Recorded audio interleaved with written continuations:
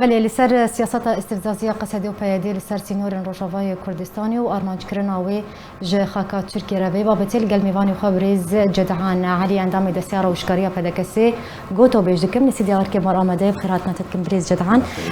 شخوا افدا مکا قصدی و پیادی خاکا ترکیه لسر نافچین سینوری دکا آرمانج سیاست استفزازی قصدی و پیادی لسر نافچین سینوری چش رو جرتی کنه تسبیکت براستی بگور شو بینره سربخا وإنار دولتي وإيه هرمي وحتى دوستي بياديجي ومنظومة بكاكيجي نابين تشتكي درست أبنا تشتكي خراب دكن يعني برنجكي جرنجا آريكاريا خراب تركا أم بيجن ترك بلانا كواهيا ناخوازن تشتك شكردارا وري آوا كرن دا مزراندن هبونا واهبه كيانكي واهبه أبتشتكي درست وراسته يعني ديروكية كس خلاف سرفينا نينا تشتا خلاف السرهايا أم تشاوى كاربن دروي في إيريش فا قفا فا إيريشال سرخ راوستينن أم تشاوى كاربن جهي خوكا كرد نتوكا سركات سوريا دا بيكاتي كي جملت سوريا سركا أم تشاوى جهي خود سوريا نودا ببينن أف رنجي قو دبي وكرياري قو روجانا دبي لسر عردي وسلوك و رياغو بيادي دايل سر براستي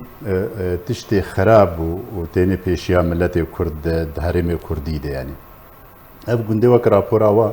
اف گوندي سينوري دچن تقينا كد فردت كن درها دكن ولو وك كانه تي فهم كرن خلق فهم دكي انه كسي سيفيل دخنا مرطال شخوره كانه كيفاواتي شانازيه بيدكن انجولو تيخوستن انه جرك اف خلق بكبنا بمطرسي كده تماما وقت امان نمينه اف كسي سيفيل ويتشبكي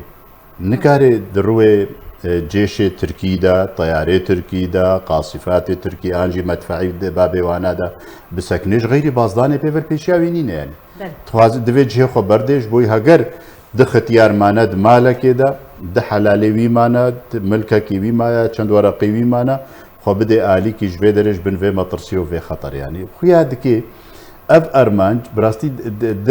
او بيكتين يعني اتركاجي بيكتي وك دجمناتيا قد دوزا كردي يعني وابككيجي منظومه بككيجي بيكتي اف هرم كردي گوندي كردي باجارو كي كردي وقت فاله ببن بيگومان او پیلان انجی پلانا ترکی اگو هیا خلک کوچبر سوری وگرن سوری چب زوره به چب ترغیب به چب او به وگرن معنا به وگرن هرم کردی و بجیب که يعني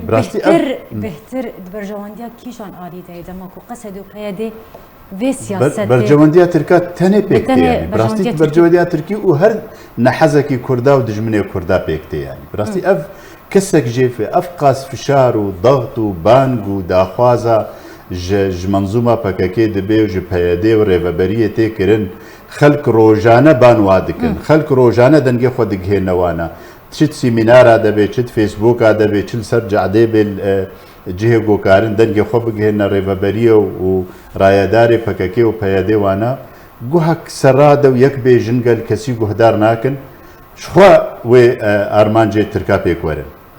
اگر اف ریوبری به وی رنگی به وی عقلیه بردوام بکه و ابو چند سال اولو کریا د عفرینه ده خلقه هوار و گازی و باند کرو دنگه بلند حیران ولو نکن و عفريش دس هروي أبو شو حتى رجع إيرو رجع كي لبوري نكشي نقولنا مد عفرين ده شاشتي كري إلا جارك صار زمان يكي جوانا هجر مزاني بوايا مولو نذكر يعني أبنا نلبوري باش بريز جدعان إشخوا تقول ام بيجن قصدي وبيدي دماكو خاكا تركيا ارمانج دكا ام بيجن ولاتيان وكامرتال بكارتينا اف يك دبا سدما بلابونا مطرسيدنا باخلكي داخل قد ترسن ايدي مارين خو بجهد هيلن ودرب دردبن قصدي وبيدي حتى تشرادي كي خدمه الرجيم اسد كدماكو افناف تشين كردي ين سينوري فوالا ما انا مقول يعني كيجي مستفيده جفي سلوكي وانا رنجي ملات تصرف دكي ملت كبيب المطرسي كده برقفا قف جدا اليا بهنا انها ملت ما ترسهج ريشه تركاجي ودرباسبونا رجيما بشارجي فقر سر وكب بري 2011 معنوي حيفاه لنج في ملتي ام ملتي جو خاكرا شريكه شورشي وداخواز كر انه افريجي موري هارتن بمنظومه خو بكامل وري هارتن وام دعوه ماف ودوزا كردي دكن بحمل وببنا جهه حيفال جم رجيما بشار جو فقري بيتا قنات فنجاكي وبسلامتي فقري الهرمي نافشو هرمي كردي براستي ما ترسيا بينا نكي مئة تركايا دوا ظروفين هذا انها چارە سەریکە کە ناودەولەتی چێ ببێت گۆر بریارێ ناودەولەتی گۆر جنێفا و گۆر بەیانە جنێفا یەکێ و بریارێ مەسەلەن 2254 هەگەر جارسەری بووی ڕەنگی چێ ببێ مەترسی نینە ئەم ژ وەک ملەتێ سووری تەبایی ئەمێ تەبایی ئەمە گۆر ملەتێ سووریانی لێ بەڤی ڕەنگێ هەنێ گۆوەرێ پەیەدێ وەرێ خویاکردن نۆ شکست عسكريا شكست لبيشيا تركا انجي درياري كفتن نارا دنقبا تركا ورجيما بشار مصالحي واولو اقتداء كرن ان بجعبديريا روسا ان امريكانا ان اتحاد اوروبي ان ايراني بكيجا بچرنگي بي هر ايغو تمند دي و ايغو قلند دي هر ملتي كرده الهرمي كردي دبري كردينا مخابن حتاني نها منظومه پککی ریوبریا خوسر هیاده حمسا زیوخوا ابنا خوتي ناگهین بيسال فيها بس دبينن دجمناتي كدنا واو رجيما تركا دهيا اردوغان دهيا بتش سروا بكلفه المهم شهيد جاري زيده ببن وقرباني زيده ببن وخلق بوافا وري جريدان سيستما وايا فكري وايديولوجيا وانا بيك وري انه وكا بارتي بسركتن ودمك دريج ونهده صاله بونا دسلات لهرم كردي واون حكومه واون وزاره واون خديه حبسه واون خديه بردانا خلكي واون خديه باشات سر خلكي او بكن دفيقونا غدا اقو تشقص زحمتي وطنقاي جم خلكي هيا هين بباجات فكرن شاو ضريبات سر خلكي دينن هين زاروكي بتشوك درافينن ايكيمي حجده صالي مدرسه ودرا درافينن هين جهدانك ندانا بيتفي روجانا حاجتها خلكي محتاجه تشنا مازوتا كهرباء آفا بيتفي جياني خواردننا كلوبالي خواردننا جهنادنا فانا تشلو في ملتي توزكي أمانة الجمع بكن على الأقل آلية معيشتي دبشكي بأمانة بفكر أنا قفي تركا ندستي وادنا أم فرض بكن ندستي وادنا قفي رجيما بشار ندستي وادنا نكارن زيدي طاقتا وايل بيشاب سكن بس إيقو نافلا بي وادا مازوت نافلا بي تدايا غاز نافلا بي تدايا باجان وخيار وكلوبالي خواردن إيه خلقي وجعدي دنافلا بي تدايا تكاري تسهيلات بشكي أسانية شبكة ناف خلقي خوادا وكاري بيشلو أمانة بسطينن روجنا دريشتر بمينن بيجن حتى لو بما بس بسياسة بجدك بيجومان كسك نكاري بالراحتية اللي ما يزيني إما أم بشك وقال لك بخرابي ليد بينن إنه أو وترك ورجيما بشار ونظام إيراني وحجي نحزي كردا تبلي يعني كاري وا تبلي هفد بد كمنا قناغة كده كمنا كهني كده شوفة كده لغوري فان بيش هاتن في قناغة هستياريا كون هارود ده وأب سياسة استفزازية وقصدوا بيدي بيكتينو حتى نهاجي بردوامه سيناريو يا بيش بيني كري جناف تشيرا وشار السرية بلازج بوي باراسون رزقاترنا نافشين كردين مايتشي هيك غيري رشاية بي بخويا ناكل بيشيا دبري كردي هريما كردي وك عرب بيجن بأحسن الأحوال رجيما بشار بفكر أبا هجر شرط شيء نبي بس باي تركيا درباس نبي قول دولة منع بكن ونهيلن أو بس أنا أرمان جاء تركا بيكتي بوش ترك تخازن درباس ببن على أساس إنه فيري فبريه خراب بكن هلوشينن باشا وقتي بريكفتن وري هلوشاندن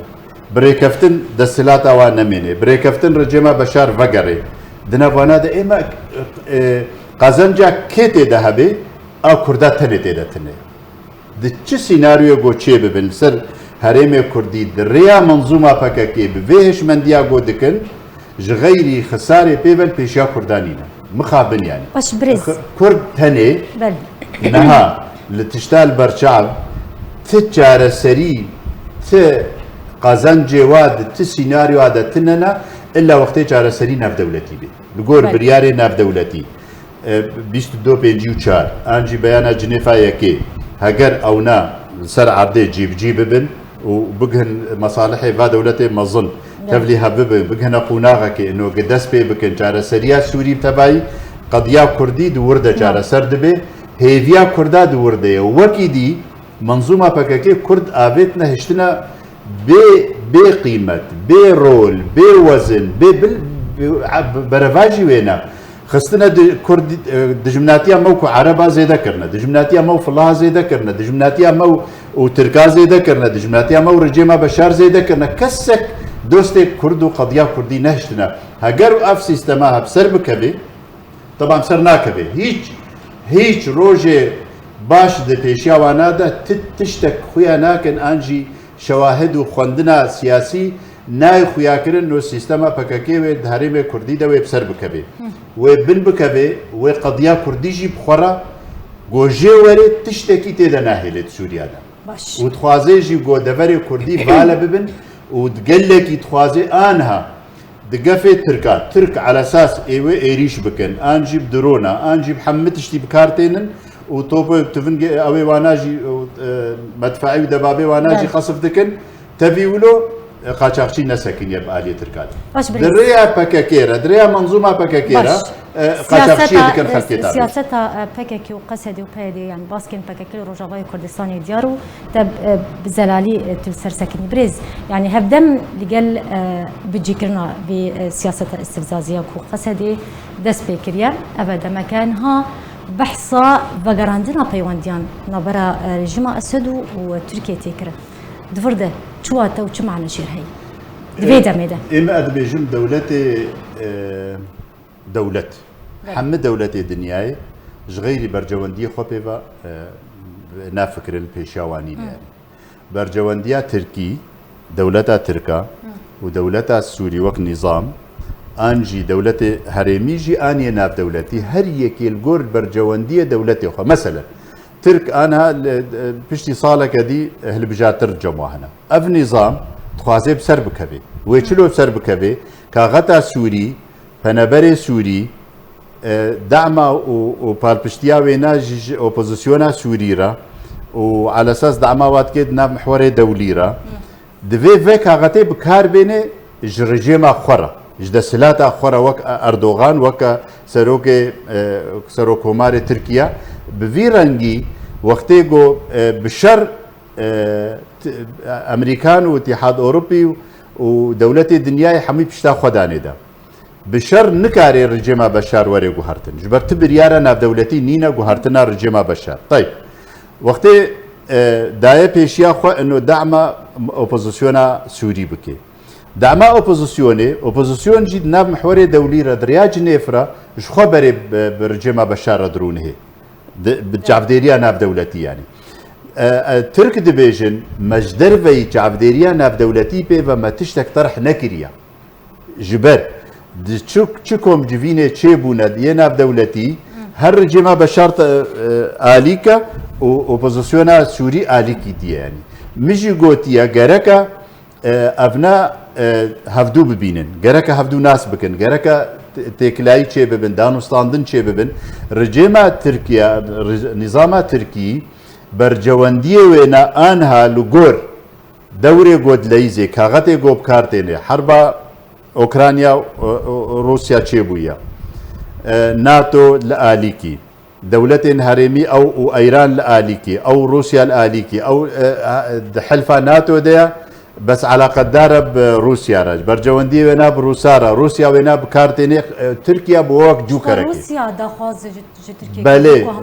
روسيا دورك قال لك مظند ليزي سدم تشي بريز جبرجو دفي سياسة ويب سر بكبي دفي سوريا جدستي خبر ندي روسيا دبيني هبو مانا رجيما بشار وفقرا دستلات اويل سرخاكا سوري بتفاي سركفتنا بروجاوية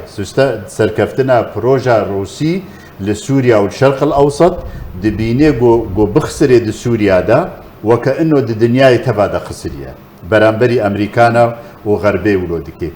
قال لك جيرة مهمة وتدبيني ده 2015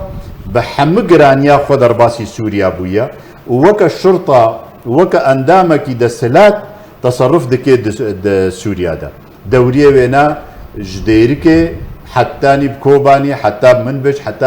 عين عيسى بادرة حمواد قره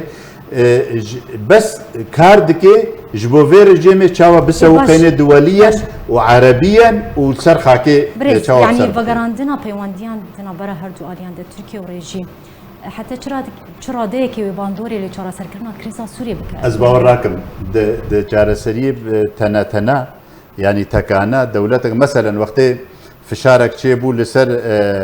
دولتي عربي روسيا دي سهنا قانع كرن انه سفارتي خوفا قرينن وفقرن سر كرسي نابتشا جامعة الدول العربية في كرسي دي سوريا فقري او امريكان البيشيه ساكنين راوستاندن ترك بتني دولتك بتني على قدر انجي تكلايا فقريني برجيمه بشاره براستي افا خرطايش رجيمه بشاره جملتي سوري زراره جار سريا يتكانا ريا تكانا جو قزنجا ملتي سوري تدهيا دفي دريا ناف دولتيرا وبرياري ناف دولتي جيب بن بيانا جنيفيك او برياري در حق سوريا دهات نصلاندن ويشاوا جار سربن او بريار جي نبن دولة هلوستا امريكا حتى انها براستي خمسارة قلكي فيدمي وكا افيتا بيش جوه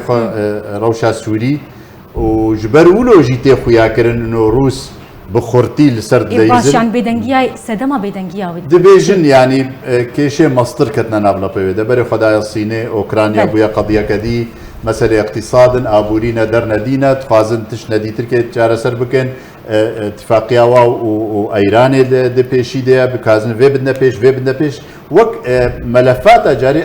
دولتي مظن وامريكان تايبت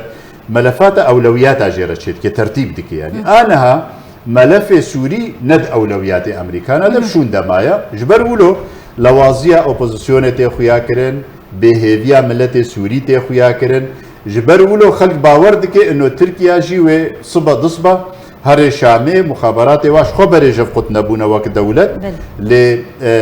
تكلايين الدولتا النظام براستي باش زحمتي هنا نولو براحتي انه بيش والله مجرد اردوغان ان وزير خارجيه ان يكي جوانا تصريح حق داخويانيك درخص انه خلص والسبب بتجيب بينا ممكن بشارجي قبول نكيت قال لك مسائل ده يعني زحمتي قال لك هنا ليه ملتك سوري نجاره جاف ديربي بين فربي تحمل بك جبر اوي شورشا خو كريا وقت شورش كري براستي نا اردوغان هبو ونا امريكان هبو نا روس هبو نا فرنسي هبو نا كسك هبو دحول ده يعني أملت دعوة ما فكي خدكي بشتي بقص قربانية وبشتي ويران كرنا سوري وبشتي روشا خرابة جو دولتك وولاتك وبحرك ودرك نما يقول ملاتي سوري تيدا نمري أو نبوي نوكا ورب هساني إرادة خو تسليمي تركابك هرج بربا بيجي والله عفى الله عما مضى كان فاتحكي بخوين أبا نولو يا براستي قضية قلك معقدة وزحمتها ترك حتى لو نهتا وهبيجي نكارن فيرنجي تجاراجي ملتي كرد ملتي سوري بتبعي بإرادة بكن ببن تسليمي رجيمة بشار بكن ولو نابي ملتي سوري قضية سوري بتبعي ويبسر كبي قضية كرديجي ويبسر كبي زحمتي قال لك هنا قرباني قال لك هنا لتجارة أم به فينا بنزل بلي زور سباس جبو ميباني مبريز جدعان علي أندامي دسيارة وشكريا بدا كثير وتميباني مبلسر ببابتي قال لك سباسياتتكم